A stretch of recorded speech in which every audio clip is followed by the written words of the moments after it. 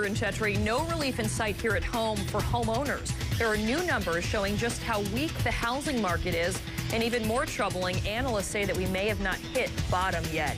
Let's get started. American Morning begins right now. It's 15 minutes past the hour right now, and we're getting some breaking news, some unfortunate news out of Libya that a U.S. warplane has actually crashed in a Libyan field. Apparently, the cause appears to be mechanical failure right now, and its pilot was rescued by rebels. That's at least according to Britain's Daily Telegraph reporting it.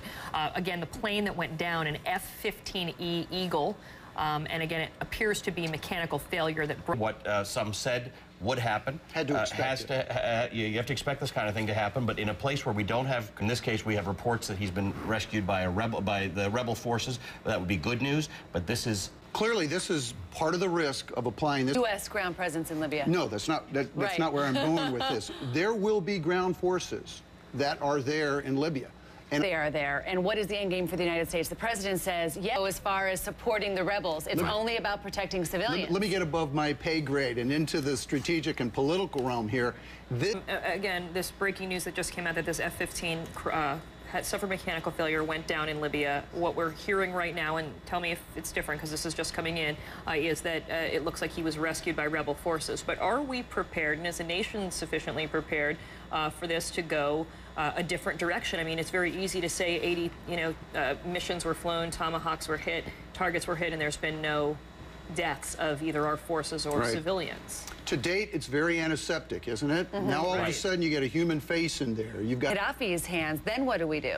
Well, one of two things depend upon. Thank you for your time. General James Spider Marks, former U.S. Army general, retired. Thank you. Well, still ahead on American Morning, your house, it's most likely your big... Good morning. It's Tuesday, March 27th. Good morning. Good morning to both of you. Welcome to American Morning. We've got a lot to bring you this hour. Here's what's ahead. So far, a Democratic congressman saying impeach. Great to have you with us. All right, well, we are speaking with Ambassador Nick Burns right now.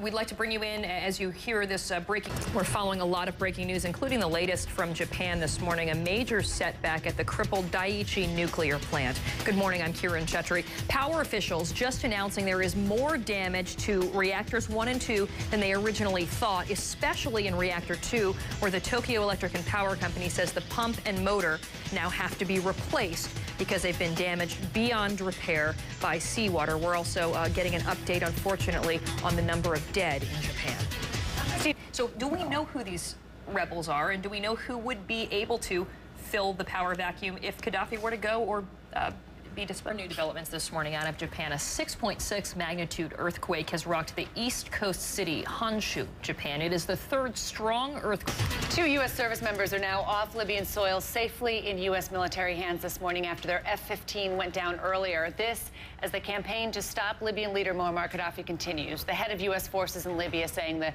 dictator's momentum has been stopped for now. Nick Robertson is live for us in Tripoli this morning. It's a great story. Just 4 years after losing her leg in a roadside bomb in Iraq, Melissa Stockwell was swimming at the Paralympics. You weren't a swimmer before you got injured.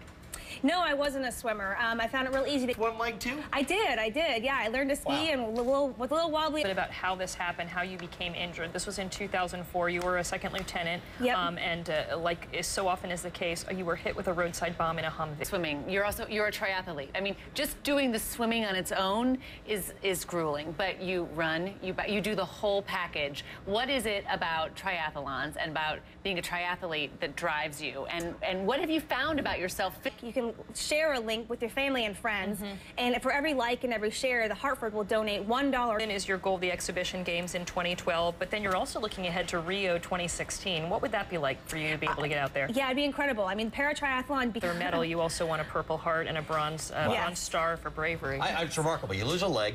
It's every excuse in the world to lose. More of an athlete than most of us who have all of our limbs. So congratulations. What a great inspiration. Thank you very much. Thanks, Melissa. Good luck to you. Thank you. We'll be cheering you on. Thank you. Rooting for you. Take care. We'll still ahead a U.S. F-15 fighter jet, an F-15 fighter jet down in Libya.